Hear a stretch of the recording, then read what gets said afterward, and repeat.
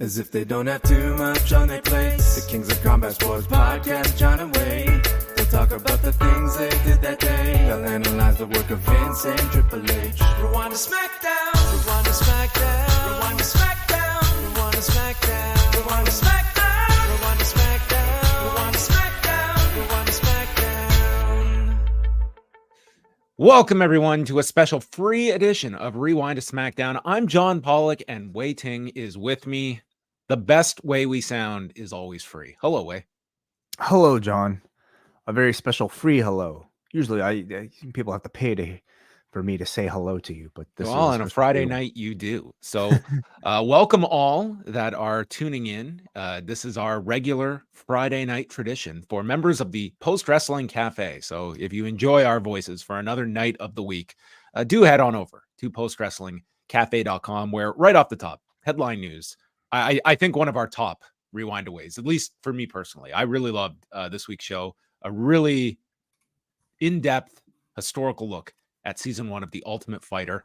2+ hours of myself and Mr. Ting going back to 2005 and chatting about the season, the whole lead up to all the different reports going into that season, what the initial ideas were, some of the casting notes, and then going through multiple episodes of the season, along with the finale fight between Forrest Griffin and Stephen Bonner. So want to shine a bit of a light on that one because I think it's a really great look at the a super pivotal moment in the history of mixed martial arts.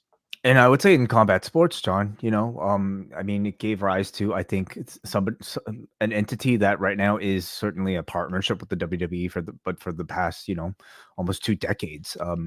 A big competitor, at least on pay-per-view, and something that I think has forced the WWE to at least respond throughout its own history. So I really enjoyed the conversation, and it was a wonderful selection from our executive producer, Jake Olinar.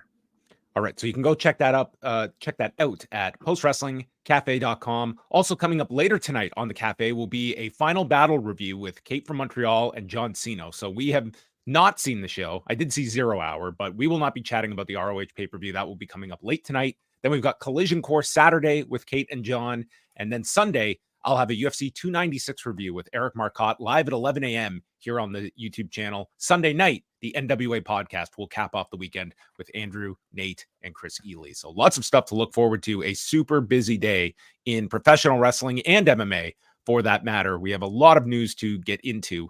And I'm very curious to see what the feedback is to Final Battle, how many people seek this out, and the experiment that they are running where this is an Honor Club exclusive.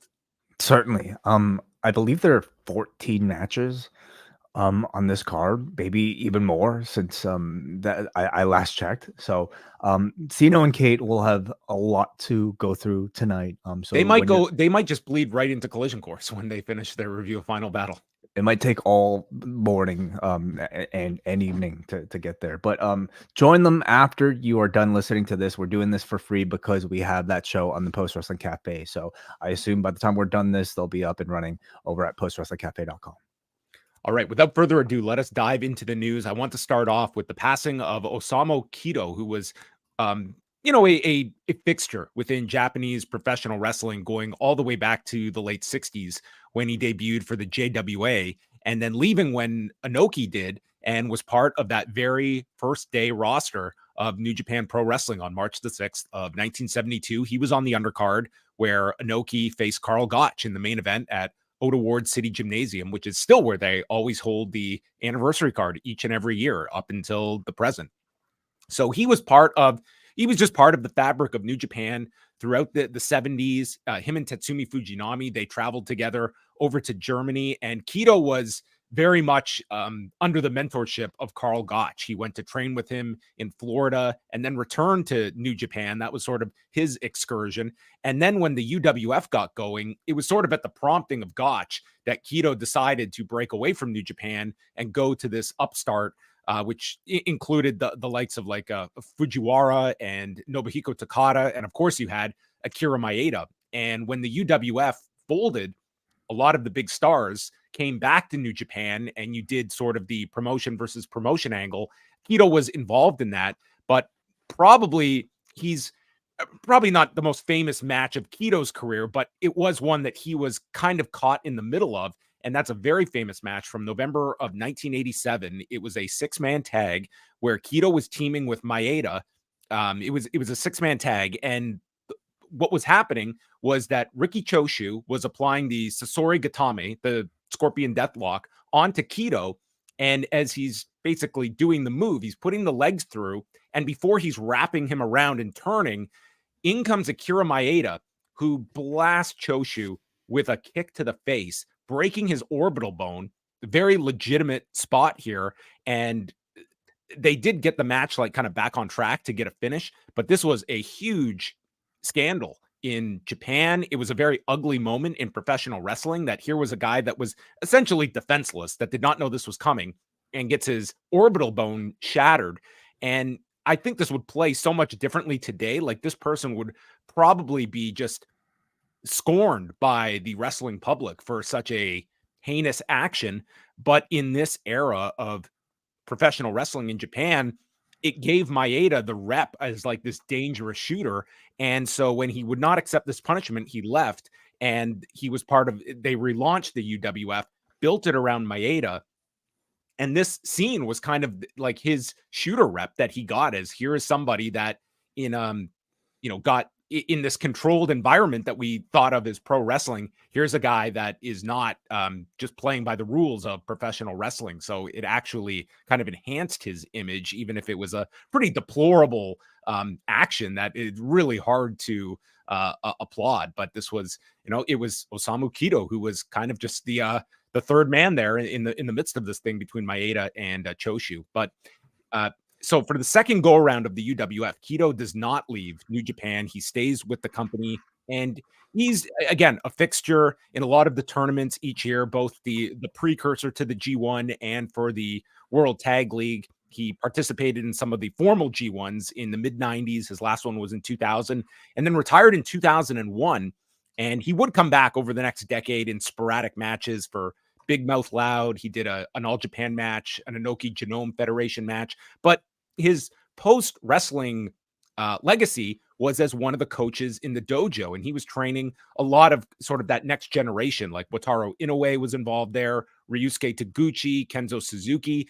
But I would say maybe the most prominent one he was attached to was as the trainer for Shinsuke Nakamura.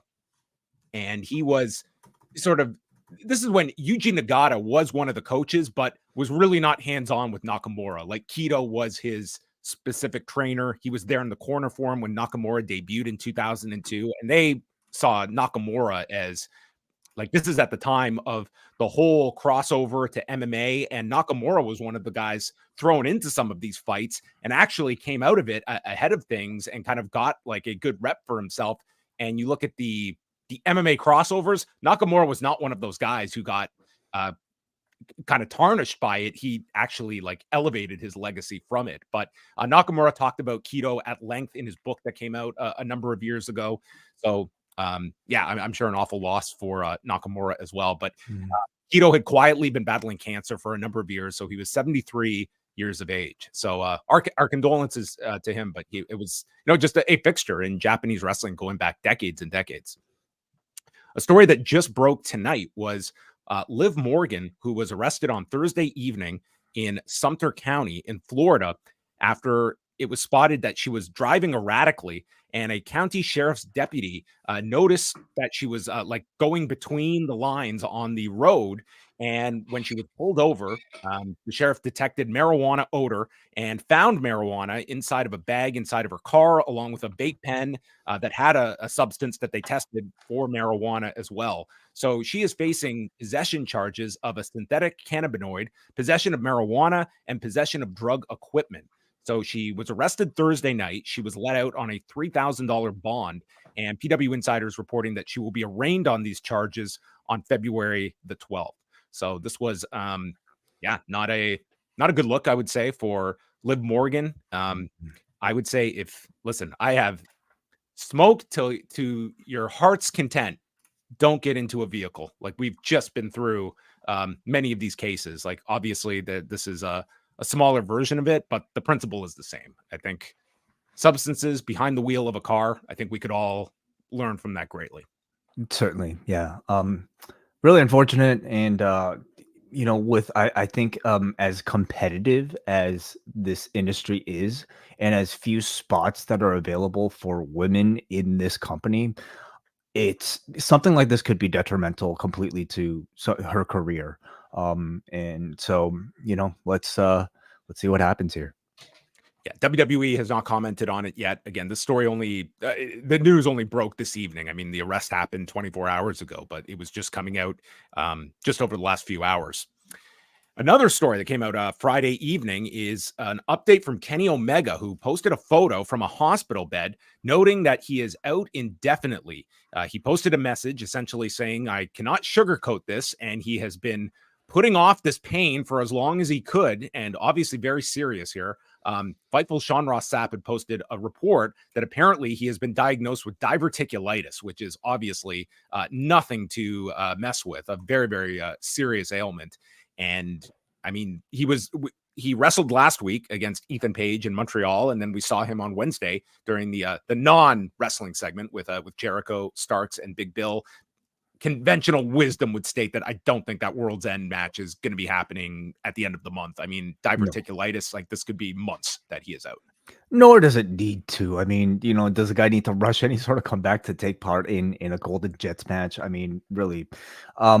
I hope, I guess the severity of the diverticulitis maybe remains to be seen, but if he says he's out indefinitely, I mean, I hope he's able to make a full recovery no matter how long it takes. Kenny Omega is one of the most important people to that company's well-being. And, this past year he was involved in some incredible matches. Take some time off, recover, and then come back, maybe in time for Wembley at this point. Yeah, I mean, it's hard to say like what the timetable will be. Obviously, you're attacking something like diverticulitis that is going to take all of your attention, but you would hope that slowly some of this is curbing. And it was brought up with Wes Lee going into Deadline, the fact that here was a guy that Shawn Michaels pointed out, like this was not the company yanking him and trying to protect him from himself. It was Wes Lee who went to them and said, I cannot do this match in the pain that I'm in. And at least that is a change in things, just in the sense of guys that would just push themselves to an ungodly limit and just be too fearful of removing themselves from their spot. Like here's Wes Lee that we figure was going to be winning a title. And he just said, listen, I can't do this. And having like that probably isn't happening in another generation. For a Kenny Omega here, like this is a guy with a very, very protected spot as well. But who knows how long he's been dealing with this either. It seems like this was something he was more of the mindset of just working through and pushing until it was unbearable. Right. We don't know. Like we don't know if what sort of symptoms he might have had. I imagine a diagnosis might have not really been there until the pain got so bad that he figured this out. But I'm sure. I mean, wrestlers we know work hurt all the time, right? But it gets to a point, I suppose, in this case or in Wesley's case, where you just can't even push.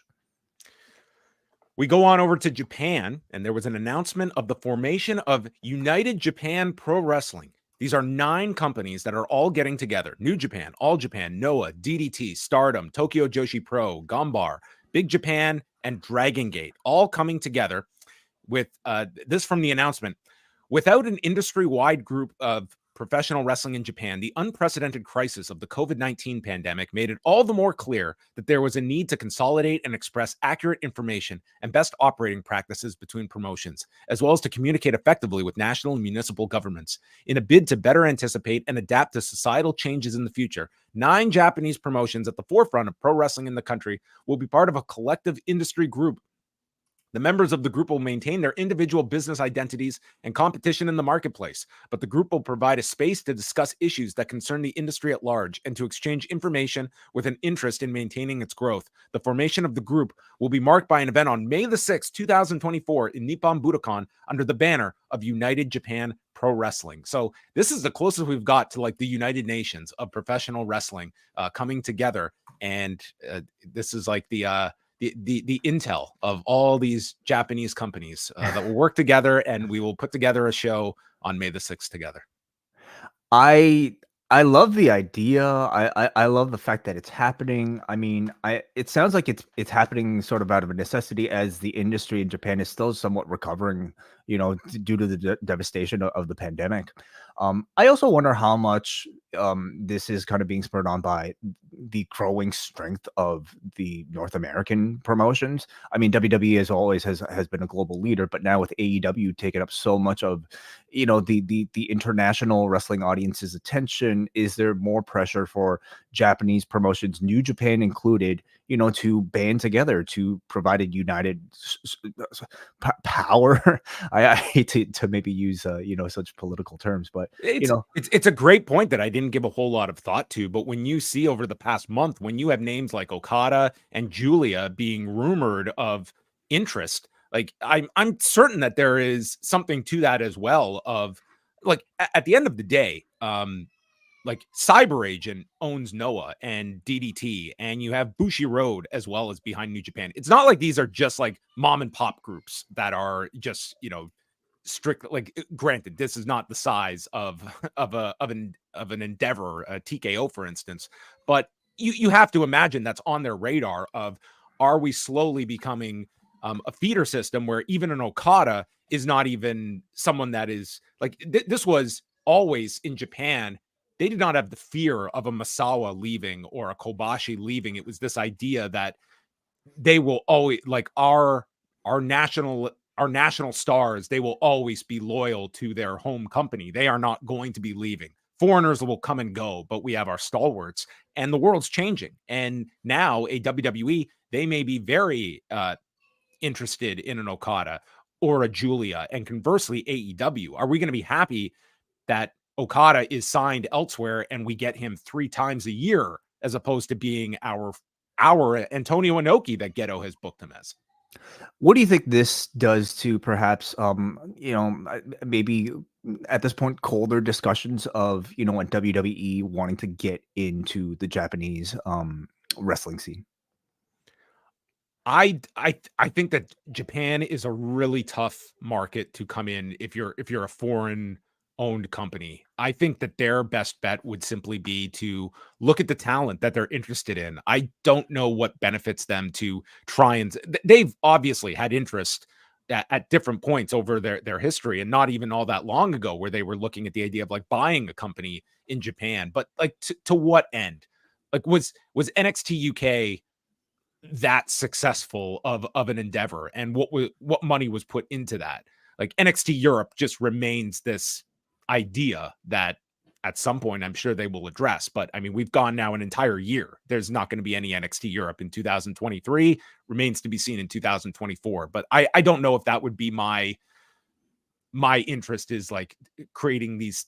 If I was going to go and like put a physical like performance center down, or a company, I just think Japan is really tough. The UFC found that out firsthand. Could, for this show that they're about to put on, could we see maybe the formation of any sort of like singular championship, maybe similar to like what the NWA was? More titles. I don't know. I feel like it remains to be seen what this will be. Are these really going to be dream matches, or is this going to be sort of like our celebratory like tags, or each company sends in a match? And Like how well will they play along? Like there's no doubt still New Japan is the top dog in all of this. But politically, I imagine like anytime you're trying to book, between promotions and having one person go over the other, it still represents a very tricky situation. So and we might not even get interpromotional on this show. Like it might be like, Gunbar wants their 10 minutes. it would certainly be disappointing. I mean, the point of having all the talent in Japan together would be to increase awareness in every product by promoting the biggest dream matches. So we'll see what the show is when it comes. I wanted to talk about this. This was announced on Thursday that Discovery is launching a 6-episode series called Big Little Brawlers. Now, Discovery obviously is owned by Warner Brothers Discovery, and this series is going to debut on Tuesday, January the 9th at 10 p.m. Eastern, so it'll air right after NXT on Tuesday nights, and it's going to feature talent from the Micro Wrestling Federation based out of Pigeon Forge, Tennessee, and I'm more interested in the fact that this is a WBD property that clearly has an interest in something adjacent to professional wrestling. Like, this is a reality series, but it is a pro wrestling based one, and it's a 1 hour series. It's 6 episodes. So, I mean, it remains to be seen, like, how much are they paying for this? It's probably not a gigantic deal, but regardless, it is wrestling that you're seeing on a Warner Brothers Discovery property. And like, what does that really tell you about when we know the fact that you have a pro wrestling company in AEW that was, again, shopping Ring of Honor very aggressively, and there were no bites on the Warner Brothers Discovery end for. So I'm assuming this is more of a reality show than It is, yes. Yeah. Yeah. Yeah, hard to say. This is, of course, very different from, I think, the product that Ring of Honor would have provided, which is basically, another hour or 2 or 3 of AEW programming. I would imagine this is more of an experiment to see if it's a reality show that might take off. Will you be watching? Maybe if I hear good things about it, maybe I'll sample it, but I am not looking to cram in more hours of professional wrestling on a weekly basis. Well, I don't even know if you like. Is there an ability to even see the matches themselves, or are we strictly talking just the reality show here? This is just like a 6-episode reality series, so this is just going to be highlights and more personality driven than matches. But maybe this will be their version of Ultimate Fighter. Welcome to the Microtorium. Okay, interesting. Micro wrestling. Okay, Tennessee Zone. All right. AEW Revolution tickets went on sale today. This is for the March 3rd pay-per-view that will feature Sting's debut, and the pre-sale began on Thursday. They moved over 7,000 tickets for the pre-sale, according to WrestleTix, and then the same outlet had an updated figure today. So as of Friday afternoon, they have distributed 10,700 tickets for this show, which I think is a phenomenal advance for Revolution, and it tells you that Sting's retirement, number one, people are taking this retirement very seriously. They have obviously chosen a market that it means something for. And this, I think, is one of, outside of anything Wembley related, I think this is one of the best live event related news items for AEW in some time. Agreed. Yeah. I mean, a career like Sting's is incredibly rare, and it seems like this is the type of retirement that people are actually buying. So that plus I think the location probably made a big was a big factor in the success of this initial on sale as well. So yeah, it's a good sign. And what is that capacity again at the Greensboro Coliseum? As roughly? I can recall, I believe Greensboro can go over 20. Like, it's a really big venue. I don't see them hitting that mark, but who knows? This is like the first day ticket sales, and you move 10,000. I'd be super happy with that figure.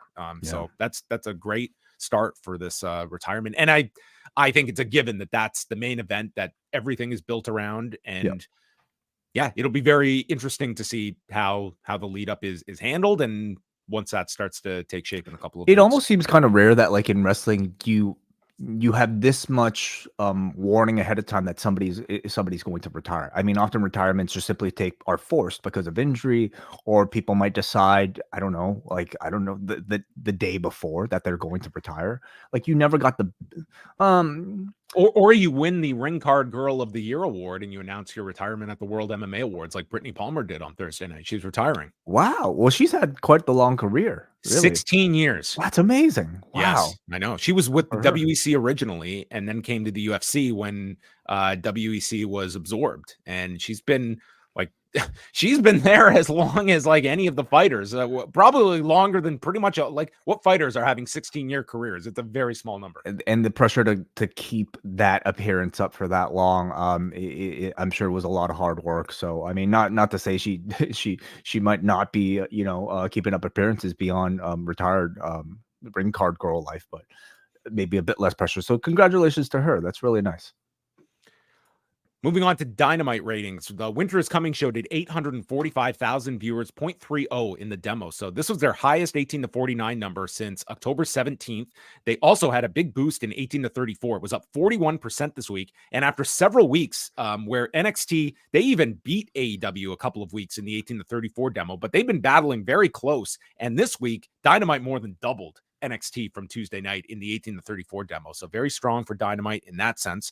And they got an enormous lead in. The Big Bang Theory did over 1.1 million viewers. So the first quarter was a giant. So throwing out that first quarter that had Samoa Joe and Roderick Strong and Hangman Page, the next highest quarter was the 8:45 to 9 p.m. segment that had the Von Erichs backstage, and then the Golden Jets segment with Starks and Big Bill that did 888,000 and 431K in the 18 to 49 demo, that coming from WrestleNomics. So overall, this was a good number for Winter Is Coming, and they also got the benefit of there was one NBA game, but it was on the NBA network, or NBA TV, so it wasn't on a major cable network. So AEW was number one on cable of sports programs on Wednesday night. So a good number for them coming out. And then final couple of notes here. I was going to go into UFC 296. The main things coming up on Saturday night. First of all, you saw some of this press conference, and I watched this press conference on Thursday where Colby Covington was so cringeworthy and just absolutely just abhorrent in terms of his building up of this fight with Leon Edwards. Today I was talking to Wei and I brought this up and Wei was like, "Oh, I saw the comment." And afterwards I was like, "Which one?" Because there's literally 3 on this one that were all atrocious, but one that was just above and beyond all of them, where he invoked Leon Edwards' father, who was murdered when Leon Edwards was 13 years old.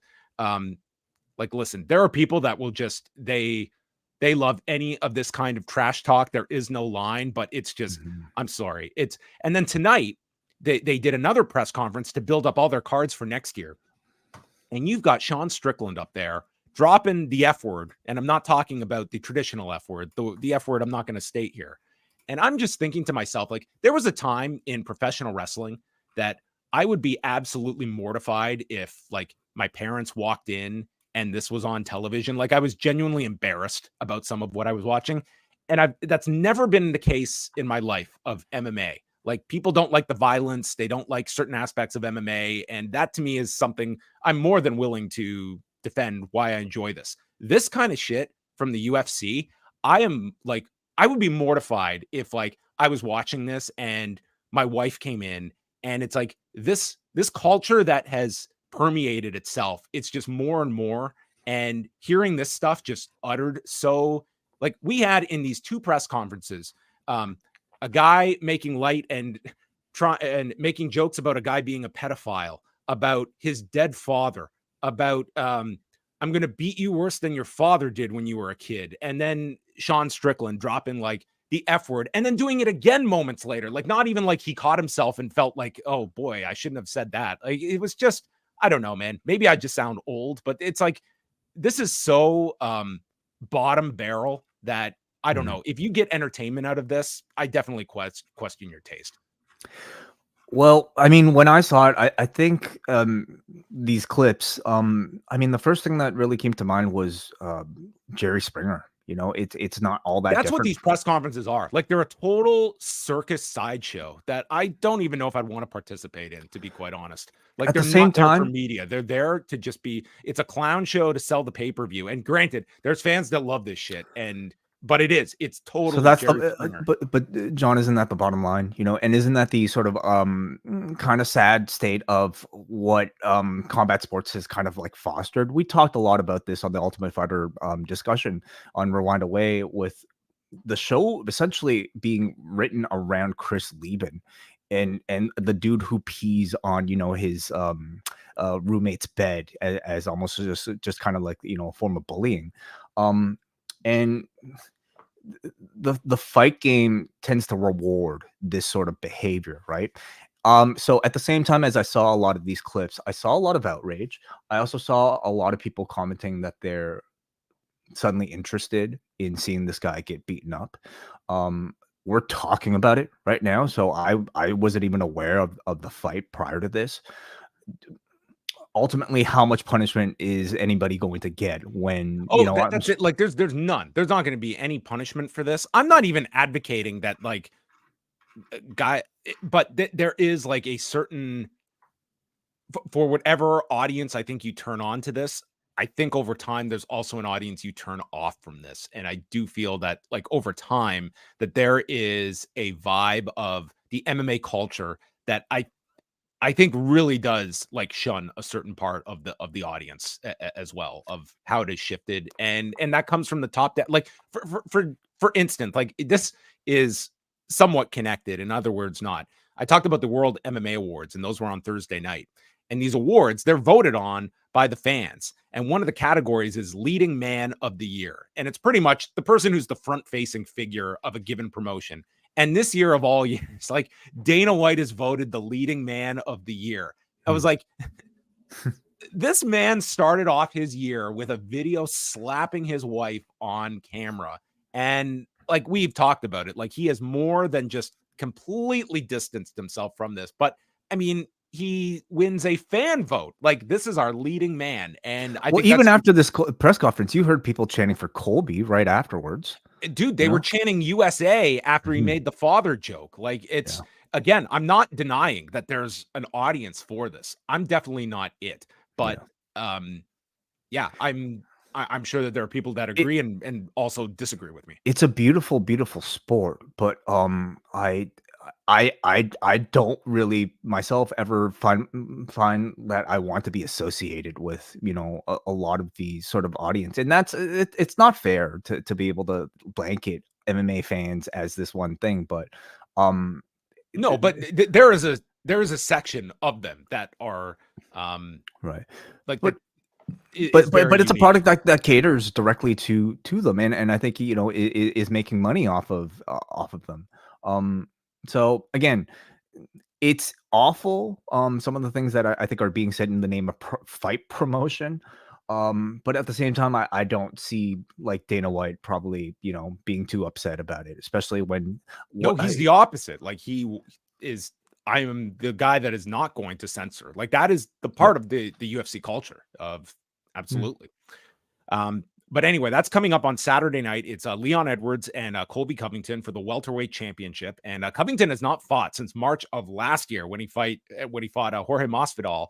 Leon Edwards, of course, is coming off the 2 wins against Kamaru Usman, and Edwards is a slight favorite in this. There's a lot of questions just about Covington. He has an incredible gas tank, and I think that's going to have to be his route to victory, is likely having to go 5 rounds with Leon Edwards, who was an underdog the first, I should say the second fight against Usman, because they fought 3 times, but then he was just a superior class of fighter by the time they fought the 3rd time. And Edwards has just leveled up to such a degree. He's a very tricky striker to figure out.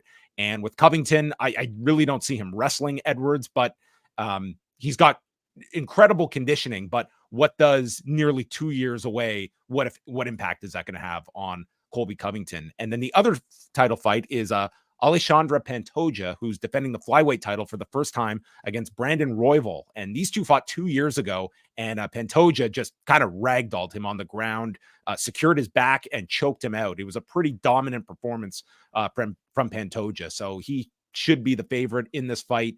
And I mean, he's a pretty solid pick for me, but we'll see with Brandon Royval. One of the interesting things whenever someone is placed in a situation like this in the biggest fight of their life, going for a championship, is you're usually going to get the best version of that person that might not ever have an opportunity again against a champion, especially of this caliber. But Pantoja is a really serious flyweight that could have this title for a while. And the one other fight I want to spotlight is Shavkat Rakhmonov. This guy is 17-0.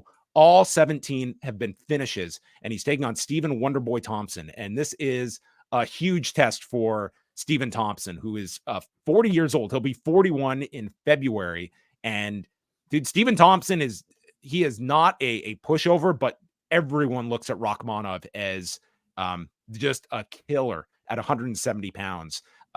If all things are equal, like Bilal Muhammad should be getting the next welterweight title shot, but if Rakhmonov destroys Stephen Thompson, I could really see him leapfrogging. Like, this is the guy that I think the UFC has all of their attention on, and he has just proven to be a killer that has had a lot of difficulty just finding fights as well. So, I mean, credit to Stephen Thompson here for taking this fight. But yeah, Rachmanov is the real deal, but this is definitely the biggest fight of his career as well. So it's a very good main card. They lost Ian Machado Gary, who was going to be fighting Vicente Luque on the main card. But even so, Tony Ferguson his back is really against the wall. He has 6 straight losses, taking on Paddy Pimblett. And then Josh Emmett and Bryce Mitchell have been moved up to the pay-per-view main card. And the last thing is that they have announced UFC 300 for April 13th in Las Vegas. Are we going? You might. No, I probably won't be going. You know what? If that antitrust case goes to trial, which they have stated it would go to trial in April, imagine if it coincided with UFC 300. Oh, Vegas. Goodness. Oh, wow. Then I would almost have to go. That would be quite the news story. Do we have any idea what might be taking place in terms of fights? No idea on fights. Dana White continues to state he has a big dream fight that he's going to announce, but no one seems to know what it's going to be. But yeah, there you go. There's your logo for UFC 300. Do you think we get the yellow mat back for one night that they had for UFC 200? I'm going to say yes. Yeah. Okay. We'll see if that happens. Do you think there's any I guess WWE involvement in a weekend that big for TKO? This is one weekend after WrestleMania, and I would imagine there's going to be a ton of cross promotion on WrestleMania weekend for UFC 300. I think we're going to see a lot of synergistic cooperation between the two sides for WrestleMania and for I'm curious to see as well how much they ramp up WrestleMania promotion on the UFC end, because I definitely see them using WrestleMania to alert people to UFC 300. Mm-hmm. Maybe you even have some of the fighters interviewed. Like I could see a lot of cross promotional opportunities at that time with the two biggest events for both sides coming on back-to-back weekends. You do have a couple ex-UFC fighters on your current roster. You do? Yeah. Did you see that Matt Riddle was at the World MMA Awards? They were asking him. I did not. Oh. He showed up. He was there. He said he's had some talks with different fight companies, but he didn't want to state who. And that was that. So okay. Matt Riddle entertaining fighting again. All right. All of your news can be found at postwrestling.com. I was amazed we got through all of that in the time that we did. There was a lot today. That was all just dropping one by one. So a lot to get out there. But at the end of it all, it is SmackDown from the Resch Center in Green Bay, Wisconsin, a double taping tonight. So next week's show being taped as we speak. And then they're off for, I guess, 2 weeks and then come back in Vancouver on January 5th. And it looks like they're going to be building up that January 5th show. It seems like Raw, NXT, and SmackDown, they're aiming for those to be like significant shows to start off the year. We've got the Rollins-Drew McIntyre match on Raw. NXT is the New Year's Evil show with the 2 title matches. And an ad aired during SmackDown in Canada promoting both Roman Reigns and Logan Paul for that January 5th show. So my guess is that we're going to get that U.S. title match probably on that SmackDown, which would that be Logan Paul's first match on TV? I believe so. Yeah, I don't recall a Logan Paul match on TV prior to that. There aren't many Logan Paul matches. Unless you have Logan Paul wrestling, like that's a big hook for your first SmackDown of the year, which is in Vancouver. Show started off with the Bloodline coming out. Roman Reigns is back. He's booed, and he notes it's promotion season. And he says he's a good boss and talks about a man that knows what it's like to keep them on top of the mountain and is next in line. This is Roman's NIL program. If anything happens to him, Jimmy is in the back just assuming that he's talking about him. The crowd starts chanting Randy, and he says the next tribal chief is this person. Jimmy, join me in congratulating your brother Solo. And Jimmy is taken aback here as he hugs Sikoa, and Jimmy looks all dejected here at he has been usurped by his younger brother. Yeah, I mean, I don't know why Jimmy would be so surprised by this. It's not like I think it's ever been a close race. I mean, Solo has been the person this entire time. He's the one who didn't defect, at least temporarily. So I get why they did this little cute moment here to further maybe the tension between Solo and Jimmy, but I mean, it didn't really kind of take to me as anything that serious. Randy Orton interrupts This man, I mean, we have joked before about like this is the slowest walker to the ring, but dude, they were able to fit in a commercial break during his walk to the ring. And when we came back from commercial, he was just going up the stairs. I don't think he paused. I think he was just going at his usual Randy pace. And he explains that he's been thinking about this moment for 18 months and tells Roman he's coming for him. He's taking away everything that he has and says that I'll go through all your family members. It starts tonight and it ends at the Royal Rumble because I'm challenging you for the title. Reigns says, well, 18 months, I haven't been thinking about you at all. And you haven't earned a title shot. It's not 2007 anymore. I'm levels above you and everyone else. So why don't you listen to the voices in your head that are telling you to run away? Because next time I deal with you, you won't be coming back. I'll retire you. Orton says, you know, Roman, you have changed. You've changed for the better. You're now a legend. But I too have evolved. But I will always be a legend killer. And he goes for an RKO that Reigns is able to avoid and says that maybe Reigns should start thinking about him because the voices in my head are telling me that you might have just crapped your pants. It sounds way less intimidating when you say it. It did not sound intimidating coming from this dude either, because then he added, and they're also telling me daddy's back.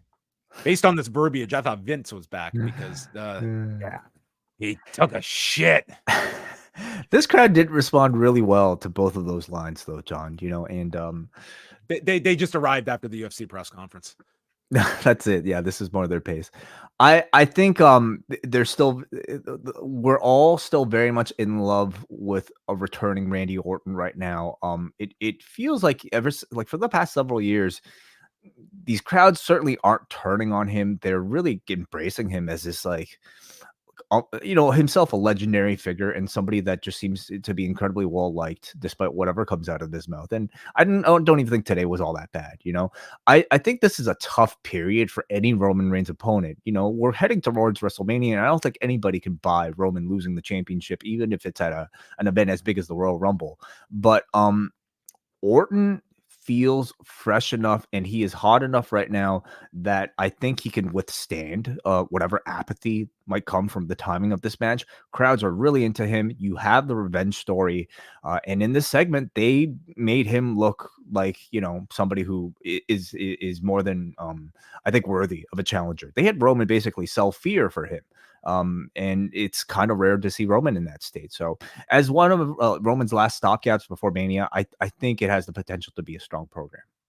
I think in this lead up, and you've got over a month, one segment with Randy and Cody that can just like all you need is like a sliver of doubt. That's all you're creating for this match to buy Randy getting a win.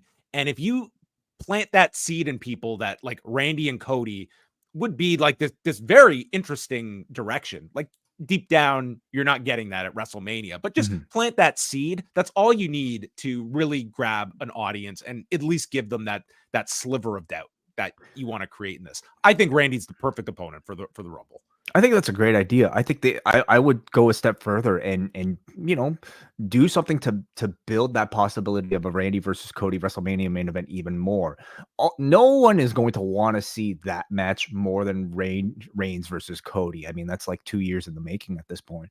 But still, that's a match you're going to get to eventually, Cody versus Randy. So why not at least, you know, sow those seeds just to make Reigns versus Cody that much more of a sort of unpredictable outcome. Next, we go to the number one contenders tournament. It's Grayson Waller against Carmelo Hayes. And for both tournament matches, we got videos sent in from Logan Paul, who I imagine was in Orlando tonight because his brother was boxing tonight. Oh, okay. He had a fight tonight. So Logan Paul says he's never heard of Carmelo Hayes, thought he won an essay writing contest to get this match. Thought he was like Adam Copeland getting free training from the Toronto Star. And says, Melo don't miss, but I've missed your entire career. So he's not in that 18 to 34 demo that's tuning into NXT over the last year. I guess not. I mean, I thought it was very funny, and I think Logan's delivery is usually very good as a heel, but I didn't think the lines in this promo were the best choice because it made NXT look like something that's not important. And I think there was a way to word this without making the entire NXT show feel like lesser of a brand that it already is, in this sort of ecosystem.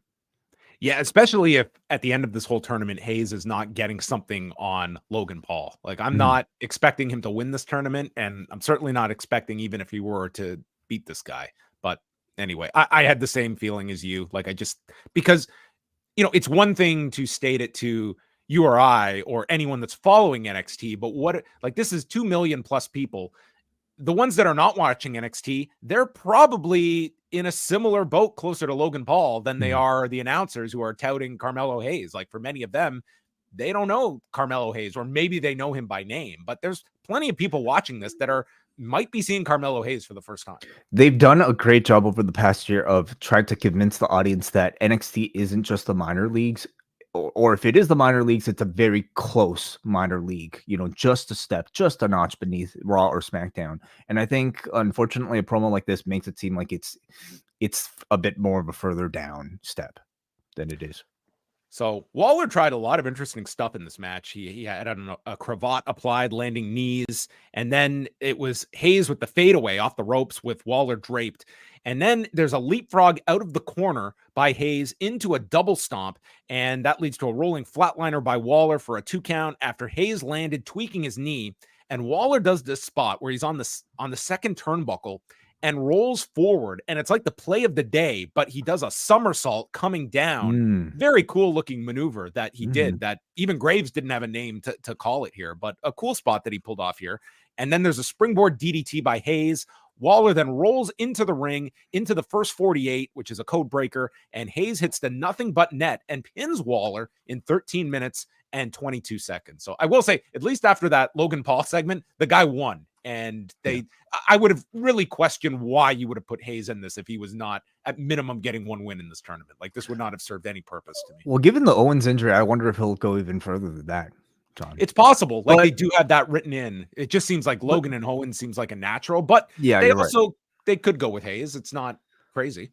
Yeah. At the very least, I think they'll make Hayes look strong, even if he does lose to Owens. But I mean, I thought this match was excellent. I thought Carmelo looked fantastic here, and probably, in my opinion, gave Waller one of his best matches on SmackDown to date. So, as a debut on the main roster for this guy, I don't know if this could have gone better. He certainly impressed. Orton is with LA Knight, and essentially Orton says, I appreciated last week, but we're good. We don't have to do anything more. And Knight's like, you're going to be outnumbered. You are going to need me. And that would come into play later. For Raw on Monday, they have announced Gunther and The Miz has been added for the IC title. That joins the Judgment Day Creeds match. Chelsea Green and Piper Niven against Chance and Carter, and Seth Rollins will address Drew McIntyre. Glad we're getting an old-fashioned addressing on Monday. No CM Punk? They didn't mention anything with CM Punk. Yeah, that's interesting. Owens against Austin Theory in the #1 Contenders tournament. Logan Paul's video this time tells Owens that he dresses like a 5th grader who takes PE dodgeball way too seriously, needs to cover his arms. He's embarrassing himself. Yeah. His arms look fine. Yeah. I mean, takes PE dodgeball way too seriously. There's only one way to take dodgeball, and that's seriously, as someone that played on a dodgeball team. Did you? Yes. Oh, yeah. In university, dude. You're right. Yeah, I remember that. What were you guys called? Oh, I can't remember. We had some weird name. You had t-shirts. Yeah, we did have t-shirts. Can't remember the name for the life of me. Yeah, okay. So Owens is selling his broken hand from 2 weeks ago by Theory, and he's got a cast on the arm. And so continues selling and selling. He's using the left hand for offense. And then Owens comes back after the commercial break with a frog splash, but plants the hand as he lands it. So he's hurt his hand coming down on the frog splash. Then goes for a swanton, lands on Theory's knees. And Owens continues to fight with the left hand, hits a DDT, and then Theory leaps up into a seated springboard into a one-man Spanish fly. Owens then, this was the funniest Graves line of the whole night. Owens stops a superplex with a fisherman buster, and Graves points out, anytime someone tries a superplex on Kevin, that happens pretty much every single time. You probably shouldn't try that with Owens. And a funny line there. So he hits a cannonball to Theory in the Tree of Woe, lands the swanton, but then as he goes for the stunner, Theory kicks the hand, rams it into the post, and then stomps the hand onto the stairs. And you think that this is going to be it for Owens, but back in the ring, he manages to just drill Austin Theory with the cast, knocking out Theory, and Owens pins him in 13 minutes and 57 seconds. Crowd was really hard for this one, and you know what? Like, this was a week where I thought both Theory and Waller really impressed me in their matches. I thought this match turned out pretty well, and you have now Owens with the cast as a weapon to counter Logan Paul's bionic fist. So that seems to be the story they're telling, which they made a good point of bringing up as well, like that Logan Paul has the bionic hand, and now Owens has the cast as well. So I agreed with you. I thought both tournament matches were very good television matches and better than usual efforts from Theory and Waller in particular. So I thought both worked, and both had time. Both went about 14 minutes. Yeah. So we will get Owens against Carmelo Hayes and Santos versus Bobby Lashley, both happening next week. So they're doing those on the tapings tonight. Reigns is in the locker room and says how Orton ruined Solo's celebration tonight. Orton needs to be silenced. And Jimmy says, I could do it, but that sounds like a job for the tribal heir. And Roman says, yeah, but what could be in store for you if you do it alone tonight? And Jimmy thinks about it and he says, yeet. And Reigns just gives him the death stare. No yeet. How are you feeling about these Bloodline segments right now? They're fine. Jimmy is missing something. I would say the entire group is missing something, and I don't know if that's only because, I still very much remember the height of the Bloodline, the peak of the Bloodline with Sammy, with Jay involved, and everything they've done ever since the those two have left has really felt like it's less than, and I just haven't really been as enamored by it. So, yeah. Yeah, they're kind of in place at the moment in terms of like setting themselves up for, like, you can see the directions. Like Roman, you've got all his various opponents. Jimmy seems likely to be on track for something with Jay going into Mania. And then the question mark is Solo. Like, he is coming off that huge program with Cena, and how is he should be one of the monsters in the Rumble, but you also have to make a compelling reason to put Solo in the Rumble, like whether it's going for a Rollins title or something, but I think he should be in the Rumble. Are we so sure that Jimmy versus Jay is going to be the match? I just don't know what else you do with them. And could Solo be attached to it somehow? You could. You put Jimmy and Jay on separate shows. I always took that to be they wanted to keep them separate last summer, and then you bring them back when it's time to do the story. But Solo could be tied in there in some form or fashion. Right. Maybe he'll be like on a forklift or something. Like they're going to battle for Solo. Free Solo. Then we had a Karrion Kross vignette who said that the most urgent world event is coming up. The post-wrestling Christmas show, Christmas Eve. That is coming up. It is quite urgent because there are a lot of interviews to do. Oh, boy. He says that this place is about to be recycled, reduced, and reused. And everything has been set in place since I've returned. So we got the shot of him like putting the hourglass onto the ring in front of Roman, like stuff that happened over a year ago. The idea that this was all calculated. This has all been the plan for until now, and everything is about to crumble. Soon we will know. So this has been a long-term story way. Every single week has been meticulously plotted out. He's basically giving us a reason why he's been off of TV for a long time, and maybe even reasons why he's lost all those feuds with various people. It's all part of the plan, John. Patience. Yeah. So I don't know what this is, teasing. Is it just another way to maybe try to push Karrion Kross one last time, or just maybe another time, or is he trying to introduce another person attached to him? And what the hell could it be that's taken this long? He said everything is about to crumble. So maybe he is going to stage the Royal Crumble. Very good. Owens is backstage with Cameron Grimes. This was pretty much just a checkup to remind you about Cameron Grimes and his existence. It's like, I wish I could punch Austin Theory like that. Cool. Thanks, Cameron. Kevin just keeps walking, and then Kayla Harrison wants some time with him and says, "You've never faced Carmelo Hayes before. What's it like to face someone for the first time? Can you just leave me alone? I have a broken hand here." I was like, oh my God, I would not last in these social situations way. Hayes walks up to him, and Hayes says, "I respect you very much, but I need this win more than anything, and you're not going to be punching me in the face." And Owens just kind of brushed him off. So that's our match next week. Probably going to be a hell of a match. Yes, I think so. Yeah, this wasn't necessarily the choice I was expecting when I saw those brackets here. They're going double babyface. I think it'll hopefully be a hell of a match, but we do have Owens with the injury, so we'll see how that plays in.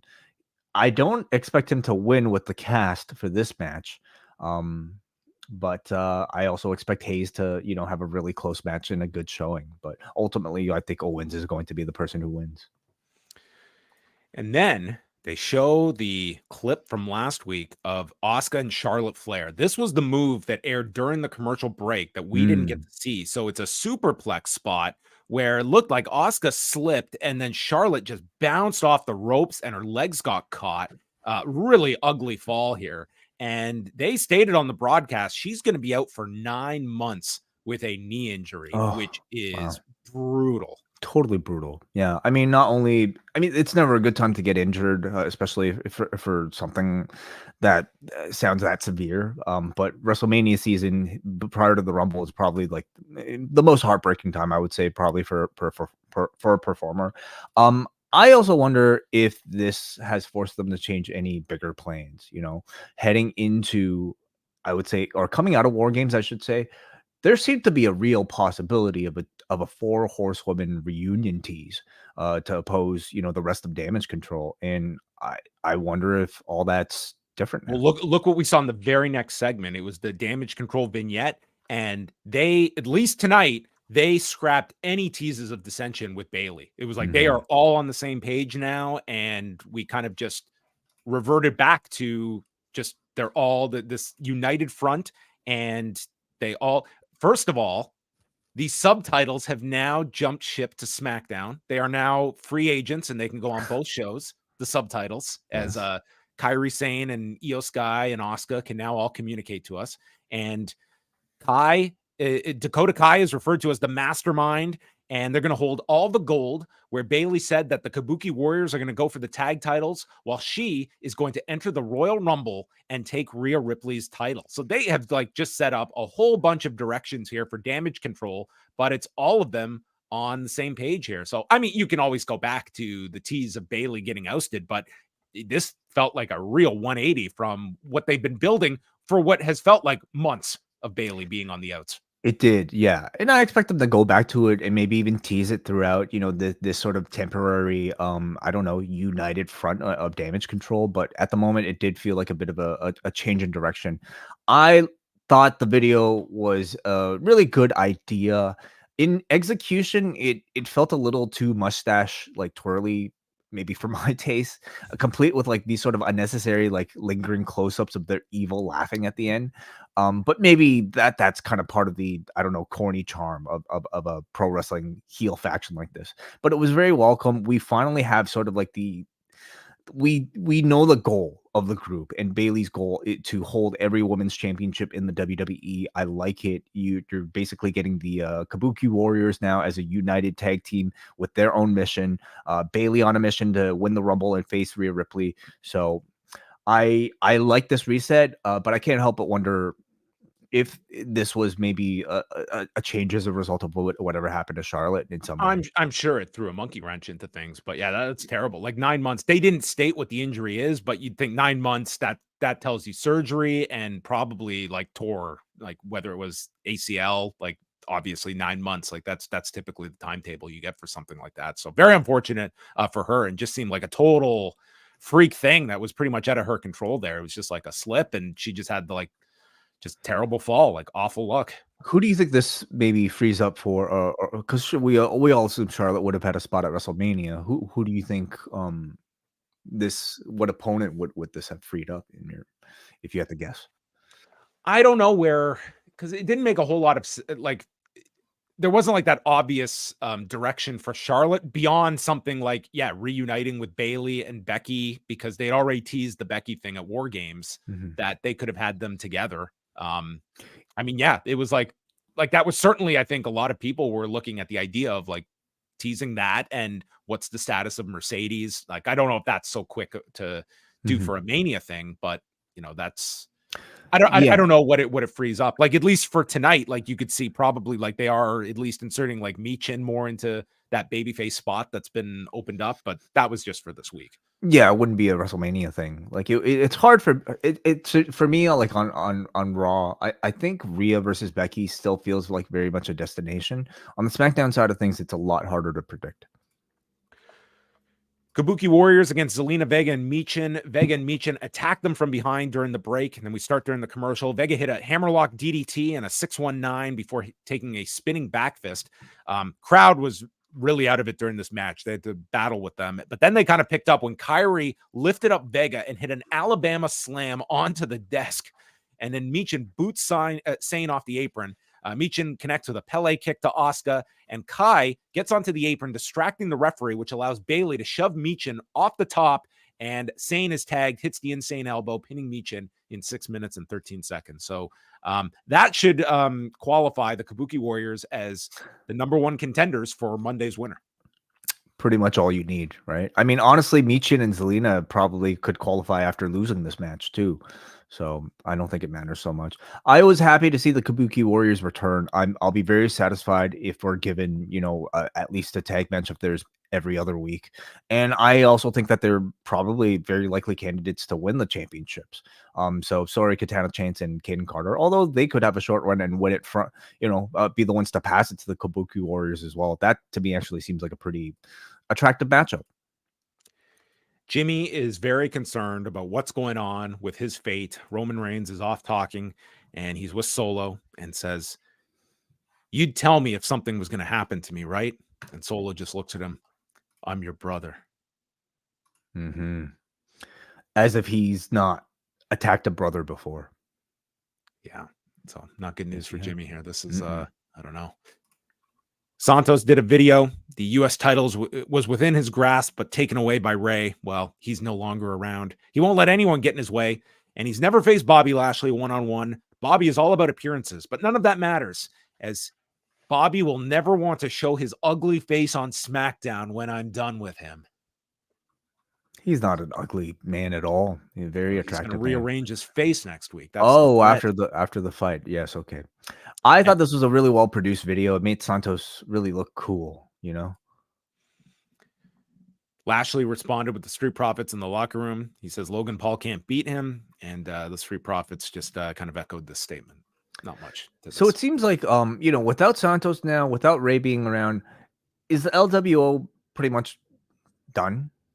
Like, Zelina wasn't even wearing their colors tonight. I don't know what's going to happen with Del Toro and Cruz. Like they just kind of got iced. Yeah, and I'm sure if they were collecting a bit of the share of the merchandising, I mean that's got to hurt too. So next week on the show, they have announced Lashley and Santos, Owens and Carmelo Hayes in the semifinals of the tournament, Dragon Lee against Butch for the North American title, and then a Holiday Havoc 8-woman tag with Bayley, Asuka, Kairi Sane, and Io Sky against Bianca Belair, Shotzi, Michin, and Zelina Vega. That all being from the Green Bay taping. And then it is main event time with Randy Orton and Jey Uso. 14 minutes and 12 seconds of Randy Orton and Jimmy Uso. I think if you tried moderately hard, you could close your eyes and just envision how this match went from minute 1 to minute 14. A lot of it was commercial break too. Yeah, we had 2 commercial breaks in this space. They started the match and boom, we instantly went to break. Jimmy had the heat for some time, including sending Randy to the floor, come back from a second break, and Orton's making his comeback. He goes for the power slam, but Jimmy holds on to the rope. So Randy just winds up and hits him with a second one. Then a draping DDT is hit, and we get Cole yelling, "Randy, here's the voices." He hears the voices. And he signals for the RKO when Solo's music plays, and out walks Solo, who gets attacked by LA Knight, and LA Knight signals to Randy. "See, I told you." And Randy catches Jimmy with the RKO, wins the match. It was this crowd, they're into anything Randy does, and that compensates for a lot that this guy can get away with doing very little, but get great reactions for it.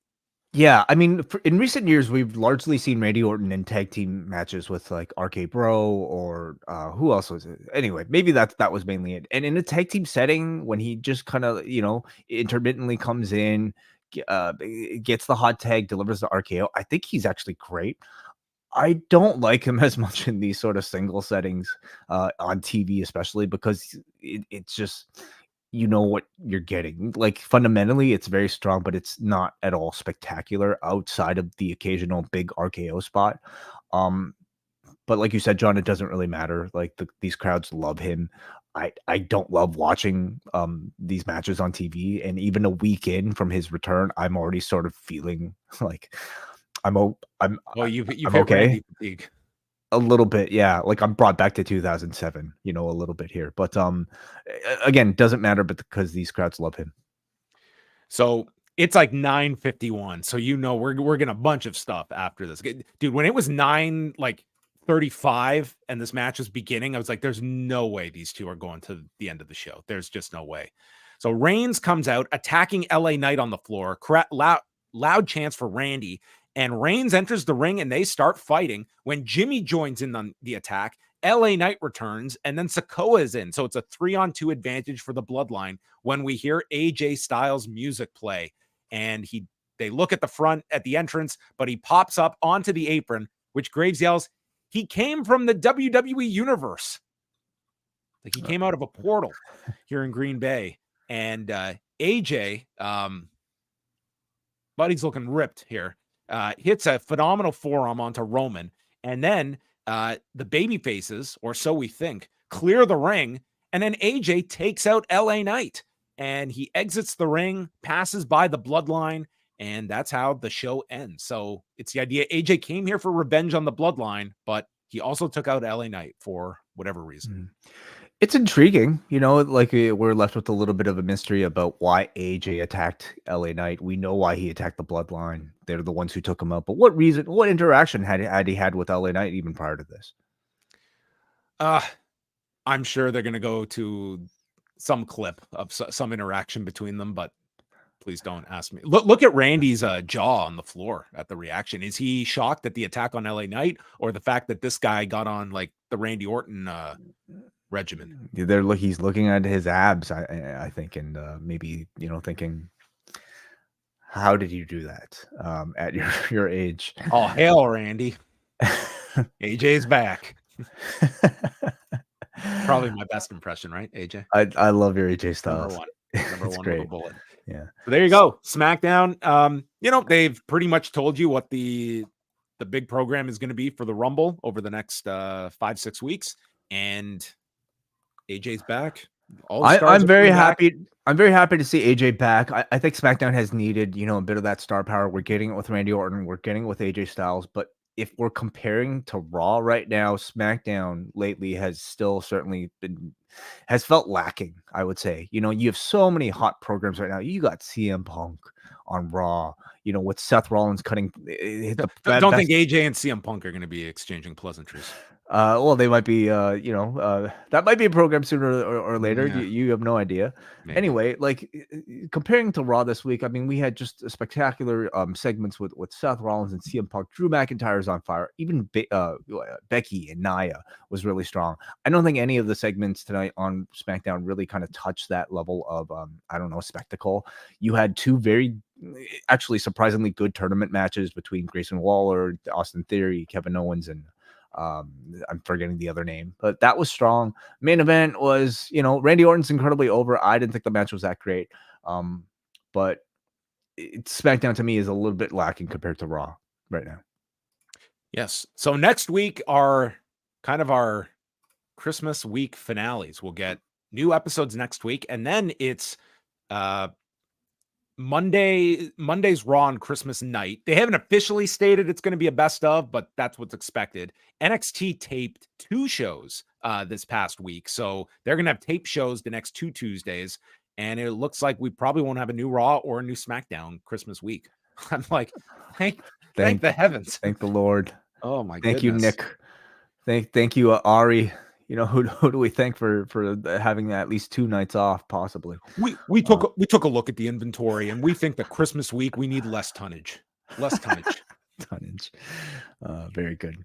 All right. So at this point, as we always do in the Post Wrestling Cafe, every Friday night, we actually like to go to the Post Wrestling audience for their live calls to talk about anything in the world of combat sports. A lot of you guys might want to talk about SmackDown tonight, or really anything that we've been discussing in the news. So let's you're welcome to chat about Final Battle if you've seen it as well. Let's open up the phone lines here, and let's start off with Andy B. Welcome to the show, Andy. Hi guys, how are you doing? Hope you can hear me. Well, we're doing well, Andy. Thanks for calling in. So wait, I wanted to further your point about Raw being a little bit more dynamic than SmackDown. For me, that's been the case throughout the year. I feel like they tell stories in a more episodic fashion than on SmackDown. The characters on that show to me are truer to themselves. They're more fleshed out. Mm-hmm. And it feels like you can trace their actions back to events that previously happened to them. Unlike SmackDown, where it's a little bit boilerplate and feels like things just happen, right? For instance, contrast like the two heel turns we got recently with Asuka and AJ to the stuff that's happening on Raw, where like you get that Drew heel turn which they plot for weeks and weeks, and this character like slowly descends into darkness, or even the Miz turn to the babyface side, where again you see that character's progression into being a more heroic figure. Right? Yeah, great point. Yeah, I mean, who knows how much of this might even be as a result of Raw now being the product that they need to really focus on, because it's currently hunting for a contract, where SmackDown is already set. I think Roman being off of the show for as long as he has probably has affected things as well. For a time we had John Cena on SmackDown, and I think that greatly elevated interest. It created some maybe more spectacular moments, but right now SmackDown just doesn't seem as much of a priority to me. And I think that's pretty evident in maybe some of the storytelling and some of the points that you brought up, where in general, you do have stories. I mean, Randy Orton here is going for revenge against the Bloodline. But I don't know, it hasn't really reached the same level of depth or sort of like, I don't know, specialness or intrigue that a lot of the Raw storylines have. I agree with you. I think the huge part of it is that these characters don't have that direction because the champion isn't on TV every week, right? A lot of this drama ensues from that title being there. For instance, like a World Heavyweight Championship like plays into friction between like even like Finn Balor and Damian Priest, and helps like the baby faces band together against the Judgment Day to stop them from being Bloodline 2.0. Right? So guys, just before I run like one more thing, I know like award season is just around the corner, and the boys on Wrestle Purist did their award show recently, and all of them like pretty unanimously went WWE Promotion of the Year, Triple H Booker of the Year. And I'm someone like I haven't really thought about it that much in the last 3 years. I'm like pretty easily Tony Khan Booker of the Year, Dynamite Weekly Show of the Year, AEW Promotion of the Year, and John Moxley Wrestler of the Year. I think 1 year might have gone Kenny, but again, it's been like consistent. Mm-hmm. And when I look at it this year, put a little bit more thought into it, and like my yardstick for this is what I call like the Excel spreadsheet test. So basically, when I'm spending like a long day looking through like my creditors or whatever, where does my mind wander to? And I feel like it's been a lot more to like the WWE characters and storylines than they have been to the AEW side. And I think they have done a better job of treating their characters with care, getting more people to the next level, showcasing linear character progression and everything. So yeah, I think that's a fair call. Where are you guys leaning towards this year? Even if the in-ring hasn't peaked besides AEW, obviously. Well, I don't want to spoil, the best of show that is coming up, but I feel like this year it's pretty, to me, easy to call. If I have to be honest. Like, I mean, so much of it I think depends on what you might be looking for as a wrestling fan. If you're somebody who strictly prefers, I don't know, in-ring quality week to week, bell to bell, maybe you might lean AEW. But I think WWE provides that to a decent degree, and I think does something that's much harder to do that AEW I think has been stumbling with, and that's providing better storylines, in my opinion. But anyway, I don't know. Do you have any thoughts, John?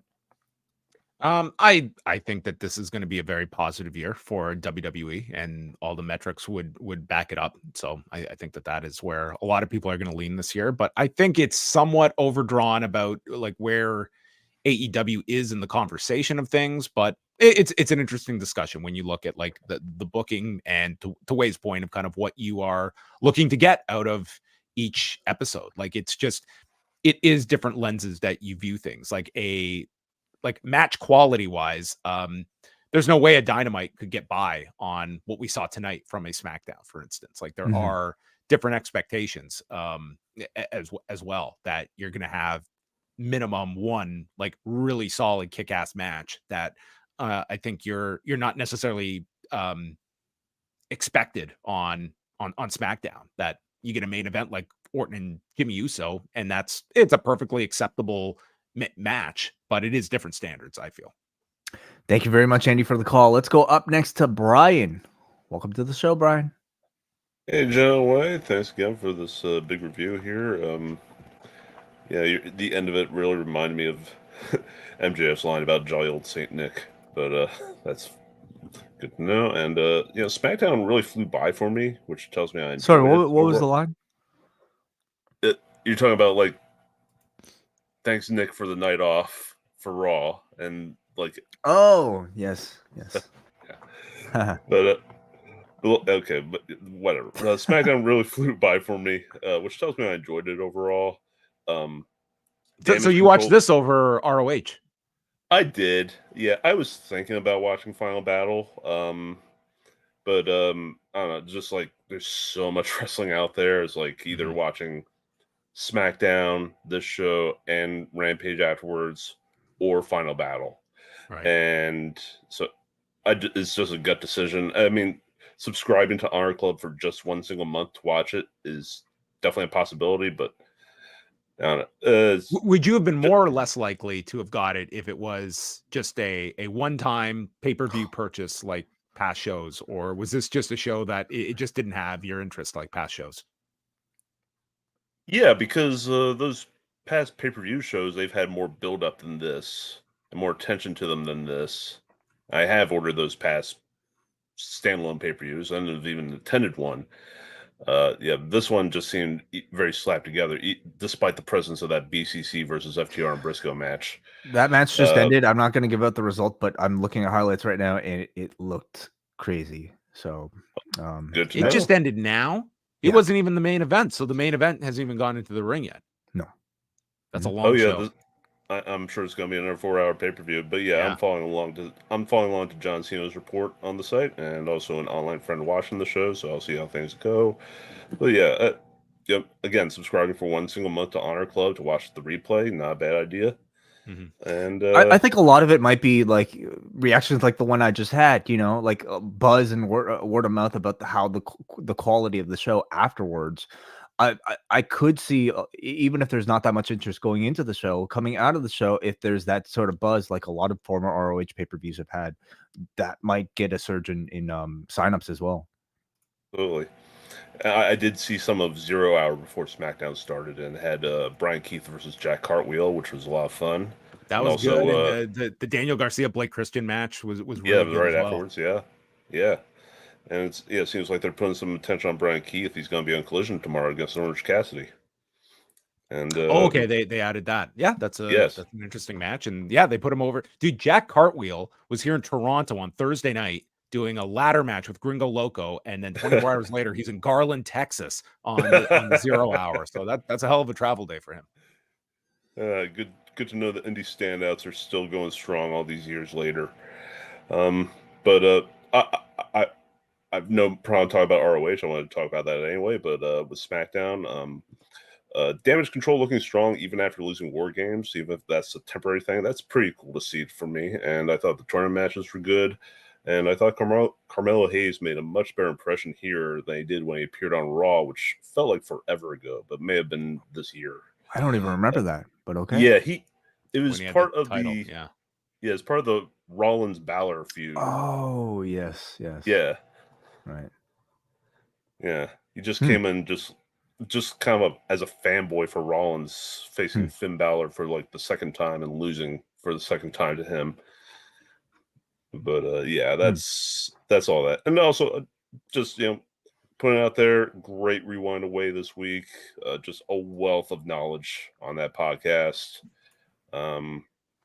I I watched that first season of Ultimate Fighter, not all of it. Would have caught on to it like after those first 3 episodes, but yeah, definitely an influential series. But boy, the stuff he talked about in those first 3 episodes, like if that may have turned me off early on. I had no idea was it the spritzing or was it the weight cut? What would have turned you off specifically? The weight cut sounds really terrible, and the way you described it, and the impetus for Dana White's speech sounds quite terrible. But yeah, UFC is something I still follow, but don't really watch anymore. So that's where I stand.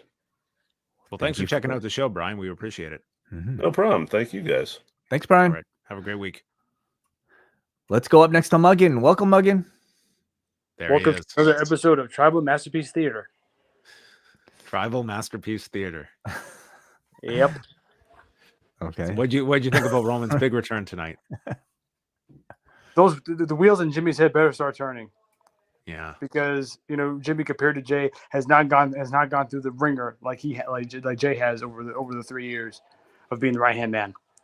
And Jay got lucky because he got out and he's got his own stuff to deal with. So I mean at this point the wheels in Jimmy's head better start turning sooner rather than later. And I thought it was a base hit. I thought the segment was a base hit, not a home run, because it's like I mean, the segment with Randy was good, and the main event was what it was. It was a Randy Orton match. Okay, it was a Randy Orton match. He hit his spots, but the post match was really intriguing because AJ came back. LA Knight is still around. So I don't see the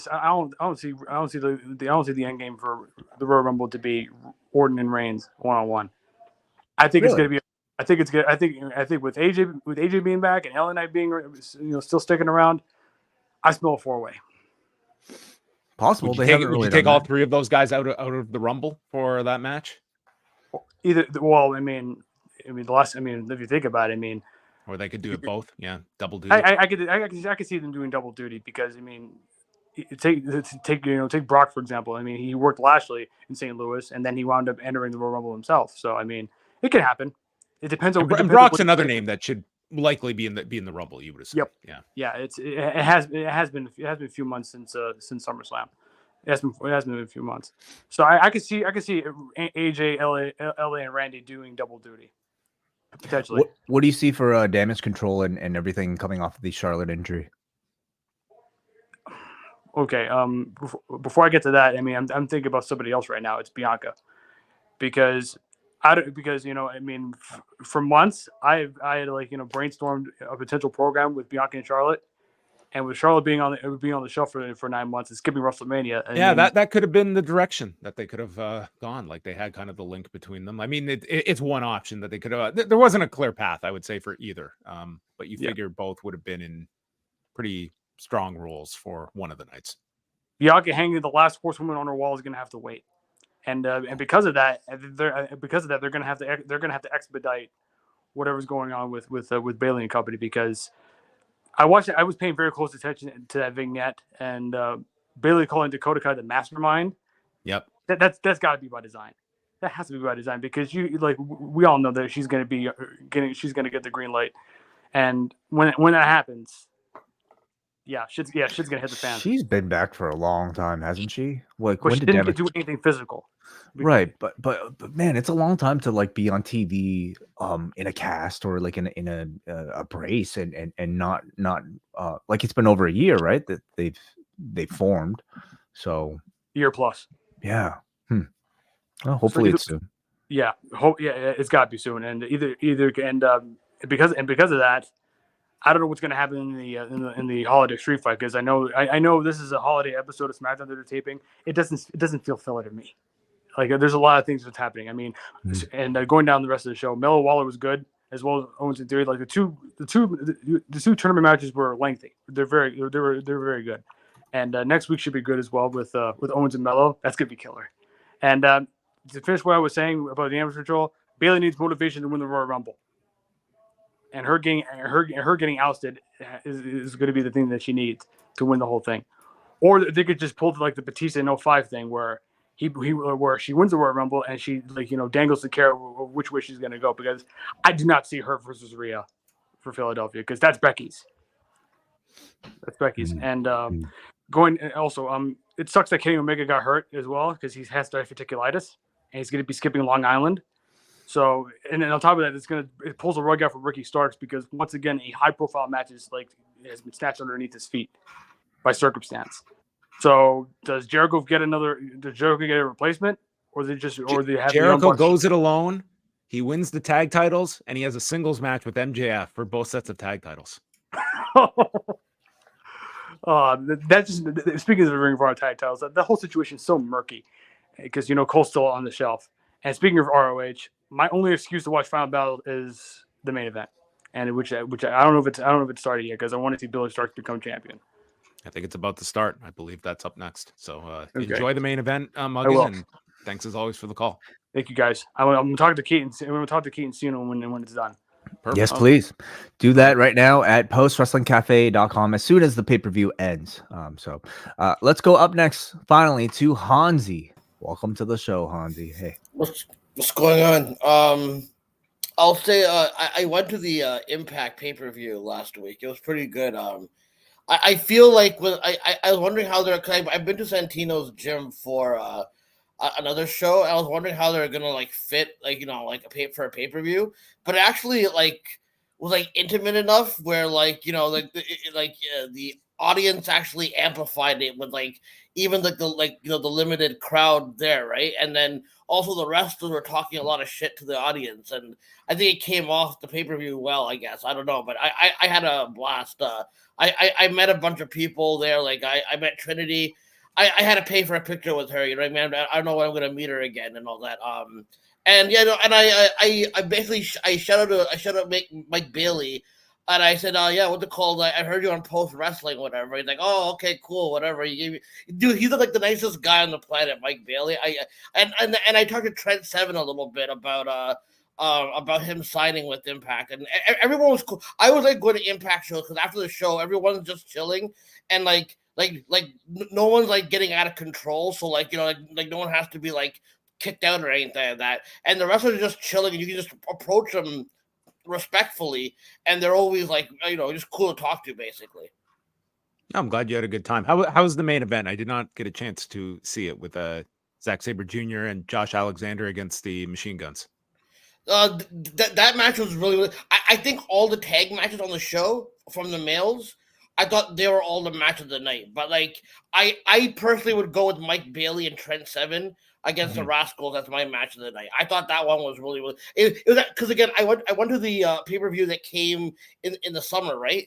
And I missed Mike Bailey wrestling on the pre-show.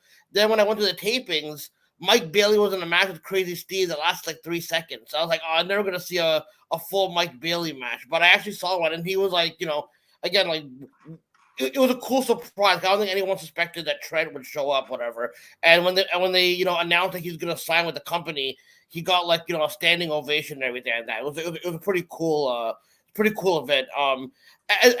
Because you mentioned the news, I'll just say this because it seeps into because again with all this forced edgelord stuff, right? I feel with other interests that I'm also interested in, whether it be comedy or politics, right? I feel that kind of tabloid level, edge, if you just look at what goes on in Congress daily and how much of that's a show, one MMA guy as a senator was going to challenge some guy right there, right? And I just think society is just regressing, and I feel depressed about it because I hate mentioning it because then it ruins everyone else's good time and shit. But at the same time, it's concerning because in the midst of this all being embraced, it's there's political ramifications with normalized hatred toward the LGBTQ community and for with the racism, especially and you can't say that's not political because when you make a whole show about Donald Trump and Tucker Carlson and Alex Jones all coming to the UFC event, it's obviously all political. So I'm glad you touched upon it, Paul. I understand because some of the audience, you might get hatred for it. Because again, with the nowadays advocating for like, you know, good shit is like seen as a bad thing for some reason. So I give you kudos for mentioning it. It's not an easy thing to do because I don't know, but I get depressed about it. But my question is, do you guys think that this kind of stuff with TKO, like, you know, being around, do you think this will seep in to like WWE style as well? Like, do you think that kind of stuff will happen with WWE? Because again, you can't say that it can't because of like, you know, the ramifications of them being underneath the Endeavor deal. And I'll leave you guys with that. Thank you again for the good shows as always. Peace out. Thank you, Hansi. I mean, I do see a distinction between the two. Like, I really believe if we had a WWE press conference and someone dropped an F word, much less repeatedly, that would be a major issue. I would feel in a WWE setting, no less, that I feel the fan base there would be great uproar over. Whereas I feel it is, I don't doubt for a second that there's a lot of MMA fans that probably cringe just like me when they hear Sean Strickland use those words in such a brazen way on a podium.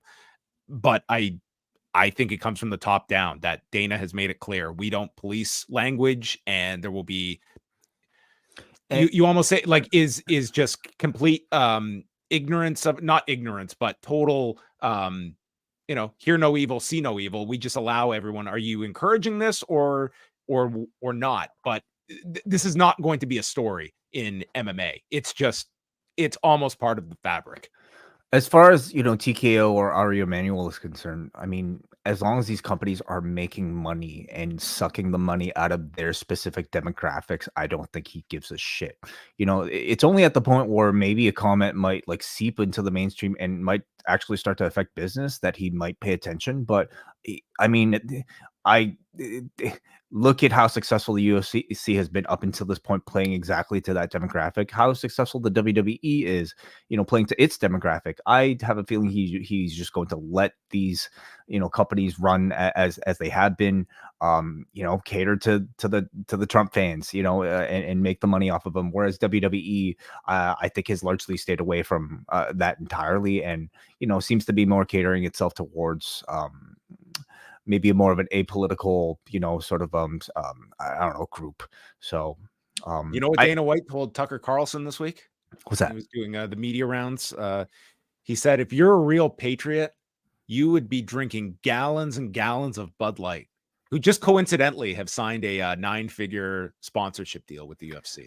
And wasn't that the brand that was in trouble or something? Like, this was Budweiser went through, or Anheuser-Busch went through their controversy of what was the influencer's name? The transgender influencer, anyway, that they were utilizing, and then received all this backlash from a certain segment over, and they have been.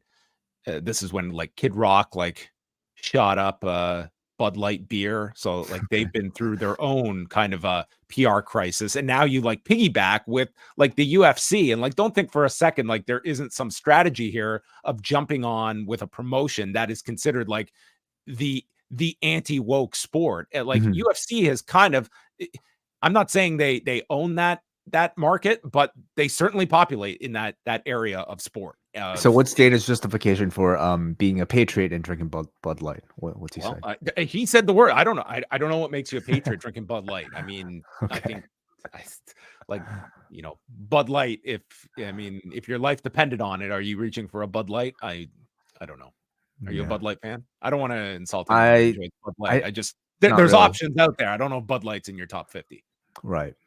I maybe not, but I'm not a patriot. At least not an American patriot. We are not Americans. Blue light. That's what we reach for. Yeah. Is it? All right. Well, folks, we have reached the end of this caller portion, because now we're moving on to written feedback, because we have a couple here before we sign off, and we're going to start things off with Jermaine. Always like to hear from Jermaine. Let's see what he thought of tonight's show. Before I get started, I would like to say, Liv, next time you get in trouble, hit me up. I'll come bail you out. Okay, thanks, Jermaine. Decent episode of SmackDown. It was cool to see the couch sectional champion back on the show. Love seeing AJ Styles back, but he just hit Roman in the face, and the bloodline lets him walk right past him. That makes no sense. Hunter, when you booked NXT, you treated tag teams with respect. Now you're the man and the champs haven't been on SmackDown in weeks. Your tag team division is in shambles. Lastly, I have nothing but respect for the way John breaks down tournaments. How would he handicap this U.S. title tournament? Who is the favorite? Who will this elevate? Should this have been a one and out format or round robin style like the G1 or the Continental Classic? Yeah, I would have loved the Continental Classic with Austin Theory and Grayson Waller and all the others here. Karrion Kross. Welcome back, Way. You deserve all the vacation time. He really does. Well, I see this to I think you have outcomes here where it could be, I would say Lashley and Owens would probably be if we're looking at a television match for Logan Paul, there's several options where you could go with these four. Sorry, we're predicting the outcome of The number one contenders tournament. We got Santos and Lashley and Owens against Carmelo Hayes. I feel like it'll be Owens, and if you are choosing to look at spoilers, you might even find out by the end of this podcast. I have not seen them yet, but yeah, this will all kind of be moot, in a few minutes. Good point.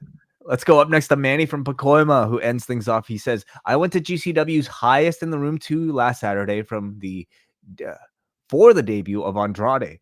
It was probably the weakest show I've been to of theirs, and they decided to make it a long 4-hour show where you could feel the crowd was drained by the time the main event started. I took my camera and got some pretty good shots I was proud of, showing that true do-it-yourself mentality. I'm looking forward to Dragon Lee continuing his Universal Challenge next week on both NXT and SmackDown. With Alex Hammerstone and Deonna reaching free agent status, where do you think they'll land? Also, how about that Hard to Kill X Division 3-way, as he sends us some very cool shots here of Maki Ito. Very nice photos. Kevin Koo looks like. So cool. Yeah, so they announced for Hard to Kill today that they will have Chris Sabin defending the X Division title against Kushida and El Hijo del Vikingo. So that's a great match for Hard to Kill. Vikingo just seems like the person you put you sprinkle Anywhere. on top of any show without any sort of build, any sort of promo video package whatsoever, and immediately it's an extra attraction that feels worthy of paying for, Yeah, well, I feel that the following night they're doing the television tapings at the Palms in Vegas, and they're at under 400 tickets for the show, and yet they have Okada, Ospreay, and Vikingo on those TV tapings the next night. That's crazy. So I mean, they are loading up with some big talent for the show. By the way, Vikingo tonight was on both Rampage and Final Battle at the same time. Yeah. Isn't that the Von Erichs as well? The Von Erichs were in a separate match. Yeah, but you're right. They were both on Final Battle and Rampage. It was so weird. During 0 Hour, they're plugging Rampage. They're going through the match graphics tonight on Rampage. I'm like, it's the pay-per-view pre-show is hyping up the other show that we're running head-to-head with ourselves with, which I guess you're trying to juggle all these things. This is next level wrestling booking, John. This was if ever there was we've got way too much on our plate, this is the perfect example of it. Yeah. So as we get 5 hours of AEW tonight. Mm-hmm. Yeah. So there you have it. That's all of everyone's homework for you. Again, if you are tuning in free for the first time on a Friday night, we're live each and every Friday at postwrestlingcafe.com. If you sign up, you get 30 days access to the cafe for $6 US. And if you want to stick around, we hope you enjoy the content that's up there. We do minimum of 3 bonus shows per week. This week, you're getting, you already have Rewind Away covering The Ultimate Fighter Season 1. And then we've got a Collision Course coming up on Saturday and Rewind to SmackDown each and every Friday on the cafe. So consider joining. And next week, we are back with all of our shows, and everything leads up to the Post-Wrestling Christmas show on Christmas Eve. Many of the surprise guests, the friends and family of Post Wrestling, stopping by unannounced to catch up with myself and Wei Ting. And our jingle contest is open through next Thursday, December the 21st. We will see how the jingle contest lives up to past contests, but you can submit at forum.postwrestling.com. All of the instructions are there in the thread, so feel free to post your jingle. We will play all of them on the Christmas show. and award the winner of the 2023 Post Wrestling Christmas Jingle Contest winner. It's going to be a busy couple weeks here as we close off the end of the year. So thank you, everybody, for your support. And if you enjoy this podcast, consider signing on. And hit the button. Hit subscribe. You know, you get like some graphics now when you hit subscribe. It's kind of a fun feeling. Do you really? What do you mean? Yeah, it's like, at least on mine, when I hit subscribe, it's like some balloons or stuff like come out. Oh, interesting. Yeah, it's kind of nice. Mean, I'd love for people to demonstrate. So let's go on a subscription spree. Just sign up to like 100 channels. So there you have it. Good night, everyone. Thanks for tuning in. We'll speak with you next week.